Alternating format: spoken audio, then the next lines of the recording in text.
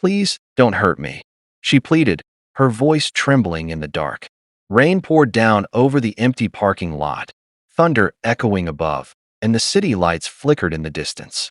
The woman who once ruled boardrooms and built empires now sat frozen in fear, soaked, shaking, and utterly alone. Olivia Grant, the ruthless and brilliant CEO of Eden Tech Industries, had faced countless enemies in business, but never like this moment. A tall man stepped out from the shadows. His presence was powerful, his silhouette cutting through the stormlight. Olivia's heart pounded. She could feel danger closing in. But then he spoke. His voice was calm, deep, steady. "I'm not here to hurt you," he said softly. "You dropped your keys." Olivia blinked, stunned. The stranger bent down, picked up her car keys from the wet ground, and handed them to her with quiet respect. She took them carefully, trying to read his face. He was strong, dark skin glistening with rain, eyes full of depth and something she couldn't quite name. His clothes were simple, a worn jacket, jeans, and work boots that had clearly seen better days. But his posture, steady and grounded, radiated strength. "Who are you?" she asked, her voice low. "Marcus," he replied. "Marcus Hayes." She hesitated, still wary. "What were you doing here?" "Closing the auto shop across the street," he said, nodding toward the garage entrance. "I saw someone standing alone in the rain. Thought maybe they needed help." Olivia exhaled slowly, trying to regain her composure. She hated feeling weak, hated needing anyone. After her car accident 6 months ago, she had built invisible walls around her life. Walls so thick that no one could see how broken she really felt. Her car beeped as she unlocked it, but Marcus didn't leave. He crouched near the front tire, inspecting it with practiced eyes. "Your tire's about to blow," he said. "You drive like this, you won't make it home." She frowned, bending slightly to look. He was right. The tire was split. "Can you fix it?" "Yeah," he said, standing. "I got the tools in my truck." Before she could respond, he was already moving, retrieving a small toolkit. Olivia watched him, unsure why she didn't stop him. Maybe it was his quiet confidence, or maybe it was because, for the first time in months, someone wasn't treating her like a fragile trophy or a fallen star. As he worked, she found herself speaking without thinking. "You do this for everyone you meet in the dark." He smiled faintly. "Only the ones who look like they've forgotten what peace feels like." That line hit her harder than she expected. She looked away, pretending to check her phone, but inside, her heart tightened. After a few minutes, he finished the repair and stood up, brushing off his hands. "You're good to go now."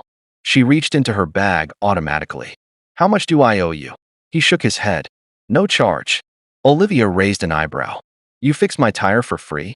Marcus nodded, a hint of amusement in his tone. "Not everything's about money, ma'am." She gave a short laugh, the first real laugh in months. "You clearly don't know how this city works." "I know exactly how it works," he said quietly. "That's why I don't play by its rules." Their eyes met again. For a moment, the storm faded, and all that existed was the weight of his words and the strange warmth they carried. "Thank you," she said softly, her usual confidence stripped away. "Get home safe," he replied, stepping back into the rain. Olivia sat in her car for a moment, watching him walk away. His figure disappeared into the night, but the sound of his voice lingered in her head. "Only the ones who look like they've forgotten what peace feels like." The next morning, Olivia was back in her glass office overlooking downtown Atlanta. She wore her armor again, a tailored white suit, sharp heels, and a look that told everyone to stay out of her way. But inside, she felt the same storm she'd left behind last night. Her assistant buzzed in. "The board is waiting, Ms. Grant." She straightened her papers, nodded, and walked into the meeting room filled with men who once respected her, but now only saw weakness. Her company had been slipping ever since her accident. Investors whispered that she wasn't the same leader anymore. Halfway through the meeting, her mind drifted to that stranger. Marcus, the man who didn't ask for anything. The man who looked at her like she was human again. Later that evening, fate crossed their paths again. Her car broke down at an intersection not far from her office. Traffic honked behind her as she cursed under her breath, stepping out to check. And there he was again. Marcus. This time, he wasn't alone. A little girl, about 8 years old, stood beside him, holding a pink backpack and smiling brightly. "Looks like your car doesn't like you much," he said, approaching with that same calm tone. Olivia sighed, half embarrassed, half amused. Seems like it's trying to ruin my day again. The little girl giggled. Daddy says cars act up when people are sad. Marcus smiled gently. This is Lila, my daughter. Olivia looked at the little girl, whose smile was so pure it made her chest ache. Hi, Lila. That's a nice name. Thank you, Lila said proudly. You look like someone who reads a lot. Olivia blinked, caught off guard. I used to. Marcus crouched to check her engine. You probably just need a cable replaced, he said. Give me 5 minutes. As he worked, Lila sat on the curb beside Olivia, talking nonstop about her favorite books, her dad's cooking, and how they always danced on Friday nights when the lights went out. Olivia found herself laughing softly again. She hadn't realized how much she missed that sound. When Marcus was done, he stood, wiping his hands. All set. Olivia smiled. You saved me twice now. What do I owe you this time? He looked at her with that same steady gaze. You don't owe me a thing. But maybe someday, you'll believe that not everyone wants something from you. Something in his tone made her chest tighten. She wanted to ask more, but before she could, he took Lila's hand and started walking away. Olivia watched them go until they disappeared into the crowd. For the first time in a long time, she felt something stir inside her. Something gentle, something human. She didn't know why, but she wanted to see him again. And she didn't know it yet. But Marcus Hayes and his little girl were about to change everything she believed about love, pain, and second chances. For the next few days, Olivia couldn't get Marcus out of her mind. No matter how many meetings she attended or how many deals she signed, that calm voice and the warmth in his daughter's laughter echoed somewhere inside her. It was strange. She had built her entire life around control, but this man, a complete stranger, had somehow slipped through every wall she'd built. By Friday evening, she found herself driving past his auto shop. Just by coincidence, she told herself. The sign read Hayes Auto Repairs in faded red paint. The place looked small, maybe even struggling, but it felt honest. The kind of business built with calloused hands and sleepless nights. She parked quietly across the street. Through the glass window, she saw Marcus helping a customer, his sleeves rolled up, muscles tense as he worked. Lila was in the corner drawing on a piece of cardboard, humming a little tune. Olivia smiled before she could stop herself. Then her phone buzzed, a call from Daniel, her ex-fiancé, the last person she wanted to hear from. She hesitated before answering. What do you want, Daniel? His voice came smooth and smug. Just checking in. Heard Eden Tech's stock dropped again. Rough week, huh? Not your concern anymore. Oh, come on, Liv, he sneered. Don't be cold. You used to love my concern. Remember when I told you not to drive that night? Maybe you wouldn't have crashed. Her blood ran cold. You don't get to talk about that. Relax. I'm just saying, you wouldn't have been alone if you'd listened to me. But hey, some people need to fall before they learn. She hung up, her hand trembling. For a moment, she couldn't breathe. That man had walked out on her when she was at her weakest, and now he dared to remind her of it like it was her fault. A soft knock on her car window startled her. She looked up. Marcus was standing there, wiping grease off his hands. Everything okay? He asked. Olivia forced a faint smile. Yeah, I was just passing by. He nodded slowly. You don't seem like the kind of person who just passes by. That made her laugh despite herself. You might be right. He motioned toward the shop. Come in. Lila's been asking if she'd see you again. She hesitated but followed him inside. The scent of oil and metal filled the air, but it didn't feel unpleasant. It felt alive. Lila ran up immediately. You came back, she said, eyes glowing. I did, Olivia smiled. What are you drawing? It's a castle, Lila said proudly, holding up her sketch. Daddy says every queen needs a strong castle. Olivia knelt slightly, studying the picture. That's beautiful. You're a little artist. Lila grinned, then whispered, Daddy says you're brave too. Olivia froze for a second. He said that. Marcus, overhearing, chuckled. Kids repeat everything. Olivia looked at him, unsure how to respond. Brave isn't the word I'd use for myself these days. Marcus leaned against the counter, folding his arms. Maybe not. But strength doesn't always mean standing tall. Sometimes it means showing up, even when you don't have to. His words hung in the air. Olivia didn't reply. She didn't have to. Over the next week, Olivia found reasons, or excuses, to visit again. Sometimes she brought coffee, sometimes parts for her car she claimed needed replacing. But the truth was, She wanted to be there. Each time, she saw a different side of Marcus. The man who could lift an engine block with ease was also gentle enough to braid Lila's hair or make her laugh with silly jokes. He was patient, grounded, everything Olivia's world had never been. And slowly, piece by piece, she began to let her guard down. One evening, while Marcus was closing the shop, she asked quietly, "You ever think of leaving this place? Doing something bigger?" He looked around the dusty shop and smiled. "This is big to me. Keeps food on the table. Keeps my girl safe. That's all I need." She tilted her head. "You're not curious what more could be out there?" Marcus's expression darkened slightly. "Curiosity got me in trouble once. I used to work for a big tech company. Different world, same greed. I left when I realized I'd rather fix engines than people's lives." Olivia's eyes widened. "Tech company? Which one?" He hesitated. "Doesn't matter now." Something in his tone told her there was more to that story, but she didn't press. As the days passed, their connection deepened. Marcus started fixing small things for her, not because she asked, but because he noticed. Her headlights, her watch strap, once even her phone charger. And in return, Olivia started helping him quietly, sending anonymous payments to the shop's rent office, ordering new tools under the company's name, and pretending it was coincidence when he noticed the upgrades. But the line between helping and hiding was thin, because the more she gave, the more she feared he'd see the truth, that she was falling for him. One rainy evening, she arrived at the shop just as Marcus was locking up. "You're late," he teased. "Busy day," she said. "Can I buy you dinner?" He hesitated. "That's not necessary." "I know," she said softly. "But maybe I just want to." He studied her face for a moment, then nodded. "Okay, but Lila's coming too." They ended up at a small diner down the block. Lila ordered pancakes for dinner, and Marcus rolled his eyes with a smile. Olivia couldn't stop watching them. The way they laughed together, the way he looked at his daughter like she was the center of his universe. It was the kind of love Olivia had never known. After Lila went to the restroom, Marcus looked at Olivia and said quietly, "You don't smile enough." She raised an eyebrow. "Excuse me." He chuckled.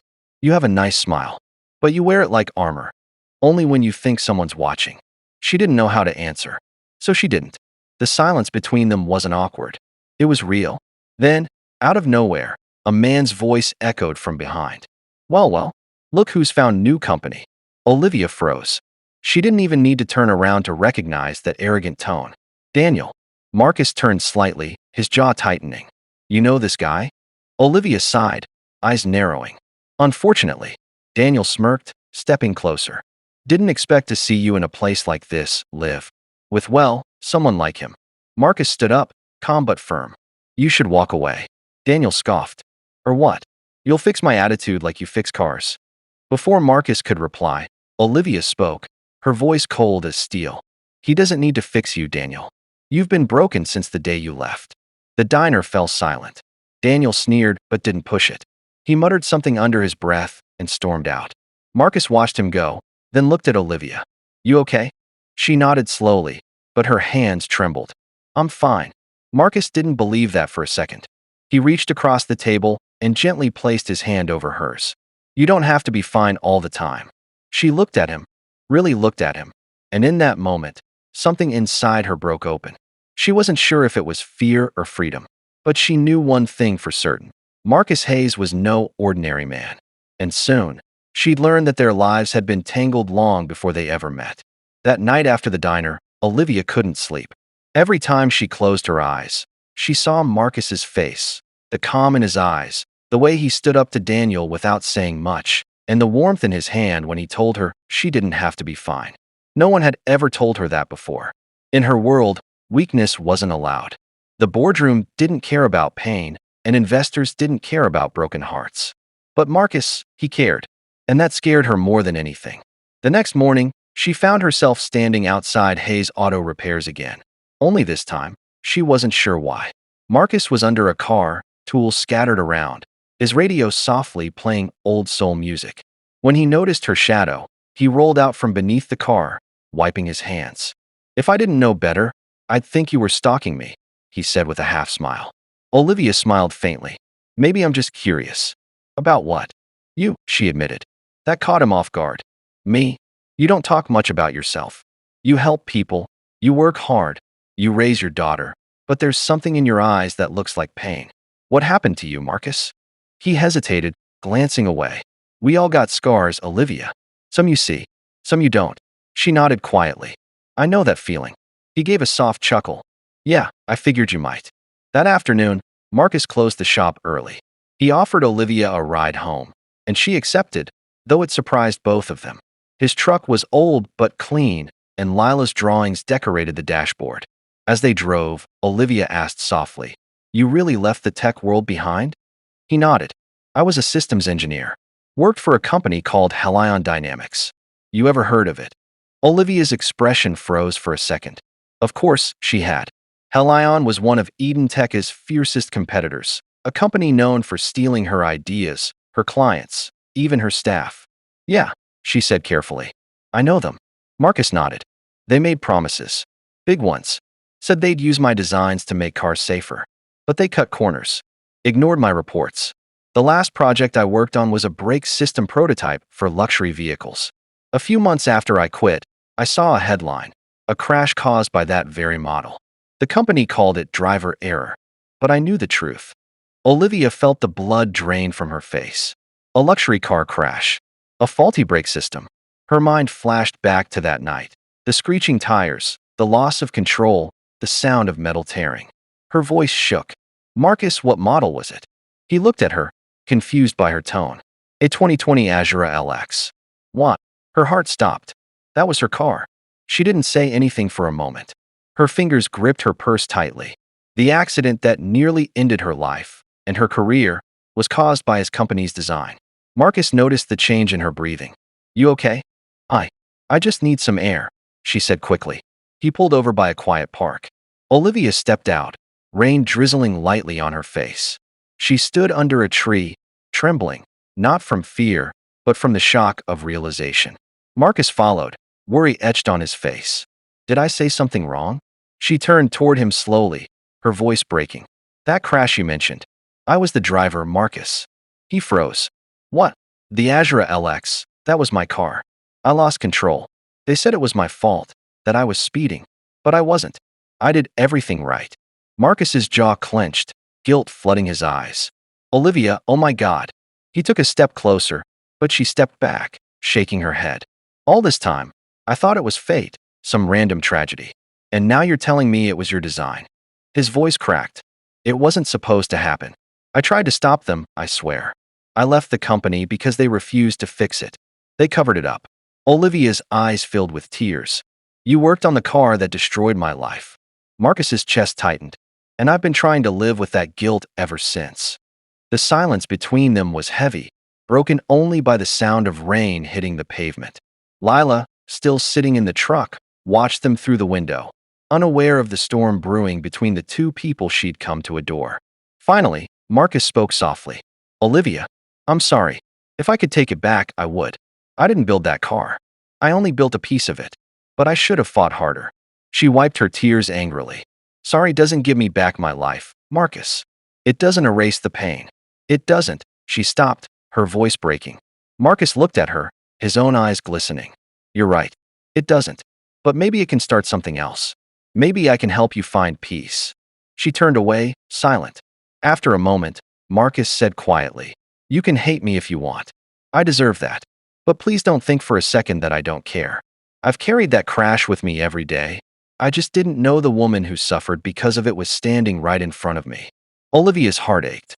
She wanted to scream, to blame him, to push him away, but part of her saw the truth in his eyes. The pain wasn't fake. The regret wasn't an act. She took a deep breath. I don't know what to feel right now. That's okay, he said softly. You don't have to know. I'll give you space. He turned and walked back to his truck, shoulders heavy with guilt.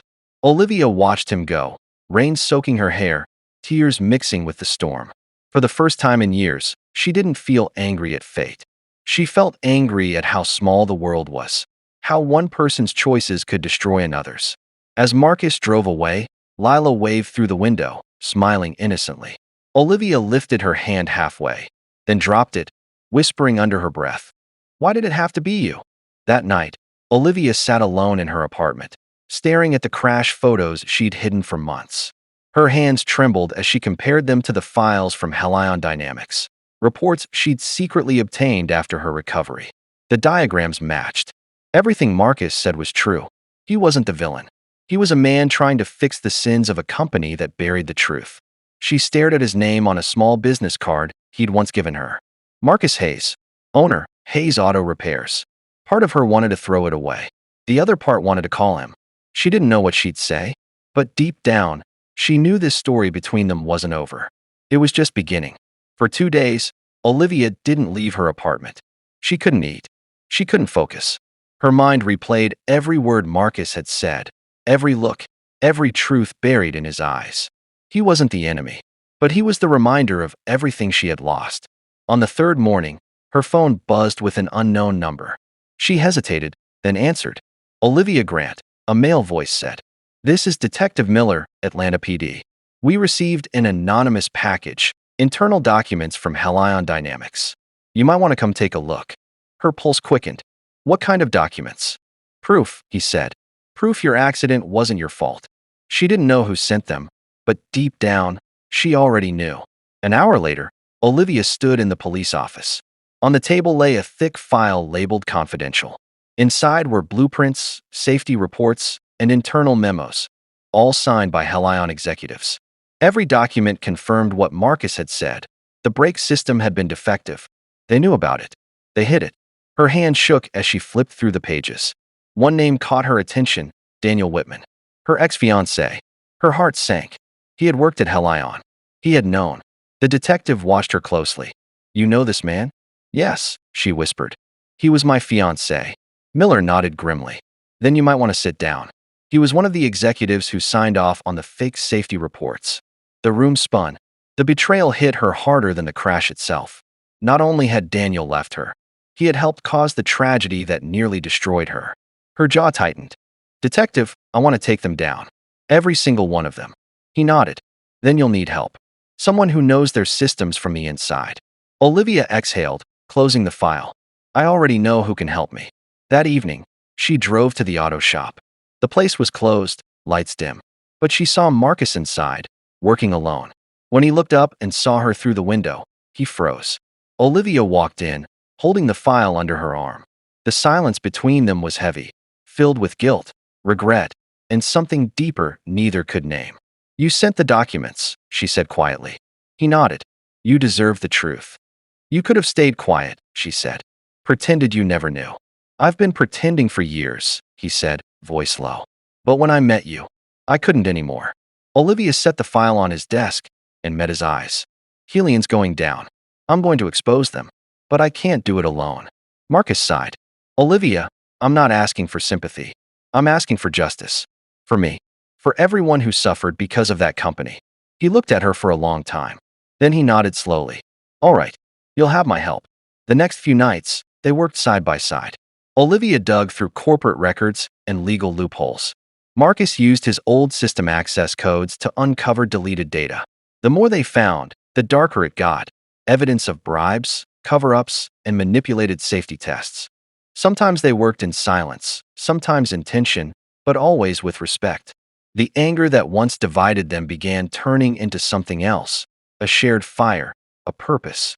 One night, as they reviewed a final report, Olivia said softly, Do you ever think about what could have been if you never left Helion? Marcus paused. Maybe I'd be rich. Maybe I'd be part of the lie. He looked at her, his voice steady. But then I wouldn't have met you. Her heart skipped.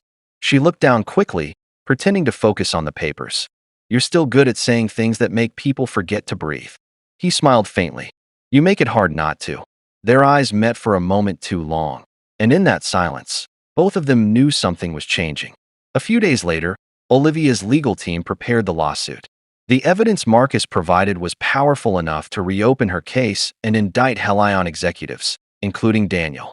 The media storm exploded overnight. Headlines screamed, Tech giant Helion faces scandal over cover-up of fatal brake defect. CEO Olivia Grant leads legal action against former rivals. Reporters camped outside her building, cameras flashing every time she stepped out. But through it all, one man stayed away, Marcus. He had given her everything. The truth, the evidence, his time. And now he kept his distance, afraid that his presence might taint her victory. But Olivia couldn't stand it. She needed to see him, not as a savior, not as an ally, but as the man who had unknowingly given her strength again. She found him one evening at the park, watching Lila chase bubbles in the sunset. "You disappeared," she said softly, sitting beside him on the bench. He glanced at her. "Didn't think I belonged in your world." "You were wrong," she said firmly. "You're the only one who does." He looked at her, surprised. "After everything I caused?" "You didn't cause it," she said. "You tried to stop it. And if it weren't for you, I'd still be living in the dark." For a moment, neither spoke. The wind moved gently through the trees, and Lila's laughter filled the air. Marcus finally said, "You won, Olivia." She shook her head. "No, we did." He smiled faintly, eyes glistening. "You're something else, you know that?" She smirked. "So are you." That night, they walked Lila home together. Olivia felt lighter than she had in years, like the weight she'd carried since the crash was finally lifting. Before parting ways, Marcus turned to her. "What happens now?" Olivia hesitated, her voice gentle. "Now, maybe we stop surviving and start living." He nodded slowly. "I'd like that." They stood in silence for a moment. Then she leaned in and kissed his cheek, soft, trembling, real. For the first time in a long time, Olivia Grant didn't feel broken. She felt alive. But as she drove away, a black car followed quietly from a distance, unseen, unnoticed. Because Helion Dynamics wasn't finished yet, the city slept under a silver moon when Olivia's phone buzzed at midnight. A private number. She frowned and answered. "Miss Grant," a distorted voice said. "You should have stayed quiet. You don't know who you're dealing with." The line went dead. Her pulse hammered. She rushed to the window and saw it. A black sedan parked across the street, engine running, lights off. Her chest tightened. They were watching her. The next morning, she tried calling Marcus, but his phone went straight to voicemail. Panic surged. She drove straight to his auto shop, empty. His tools lay scattered on the floor, the front door cracked open. "Marcus?" she called out. No answer. Then she noticed something near the counter, a small pink hair clip. Lila's. Her blood ran cold. A folded note lay beside it. "You want them back? Come alone." Below it, an address. Olivia's hands trembled as she dialed Detective Miller. "They've taken them," she said breathlessly. "Marcus and his daughter." "I got a note." "Stay where you are," Miller said. "We'll trace the number and send backup." But Olivia knew they wouldn't reach in time. She'd fought boardrooms, lawyers, and CEOs. But this was different. This was personal. She grabbed her keys and drove. The address led to an abandoned factory on the city's edge. The air smelled of rust and gasoline. Her footsteps echoed as she entered the dark hall. "Marcus," she whispered. A faint cry answered, a child's voice. "Daddy." Olivia's heart clenched. She followed the sound until she saw them, Marcus and Lila, tied to chairs, surrounded by two men in dark suits. And standing before them was Daniel Whitman, her ex-fiancé, the man who'd betrayed her. "Well," he said with a cold smile, "look who still can't stay out of my business." Olivia's voice trembled. "You caused everything. You covered the defects. People died, Daniel." He smirked. "People die every day. It's just business." "You're a monster," she spat. "And you're naive," he replied. "You think one lawsuit will destroy Helion? You think they'll let a woman who can't even, don't." Marcus growled, struggling against his ropes. "Don't finish that sentence." Daniel turned to him, amused. The mechanic with a savior complex. Cute. Olivia stepped closer. "Let them go, Daniel. This isn't you." "Oh, it's exactly me," he said. "I warned you once. Olivia, the truth costs lives. Yours, theirs." Before he could finish, Marcus lunged forward, breaking the chair leg and slamming into him. The room erupted in chaos. One guard pulled a gun. Olivia grabbed a nearby metal pipe and swung it with everything she had. The gun fired. The sound tore through the air. For a second, everything froze. Marcus stumbled, then straightened. The bullet had grazed his arm. He charged the guard, knocking him to the floor. Olivia rushed to untie Lila, who sobbed into her shoulder. "It's okay, baby," Olivia whispered. "You're safe now." Marcus grabbed Daniel by the collar, slamming him against the wall. "You hurt enough people. It ends here." Daniel laughed bitterly. "You think anyone will believe you? Helion owns everything." Olivia pulled out her phone, showing him the live feed. "They already do." Daniel's eyes widened.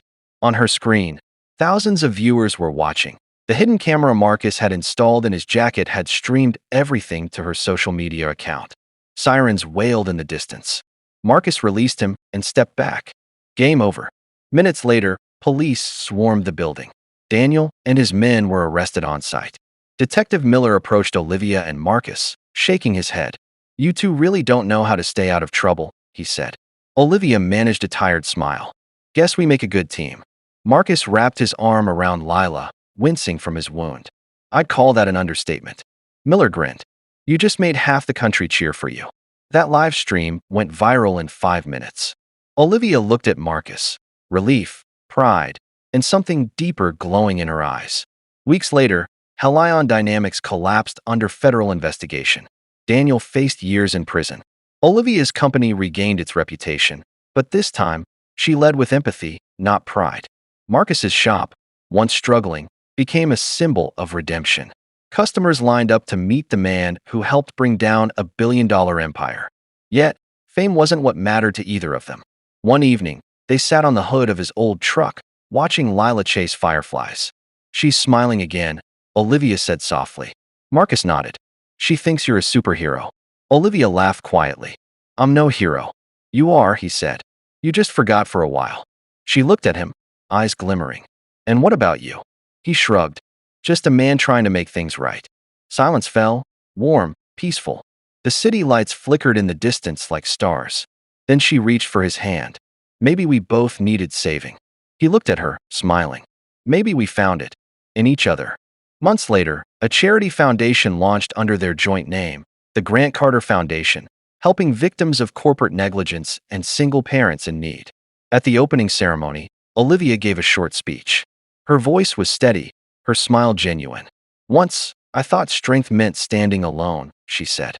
"But I learned that true strength is letting someone stand beside you, even when you're afraid." In the front row, Marcus held Lila close, tears in his eyes. The crowd applauded, but for them, it wasn't about the noise. It was about everything they had survived and everything they were building together.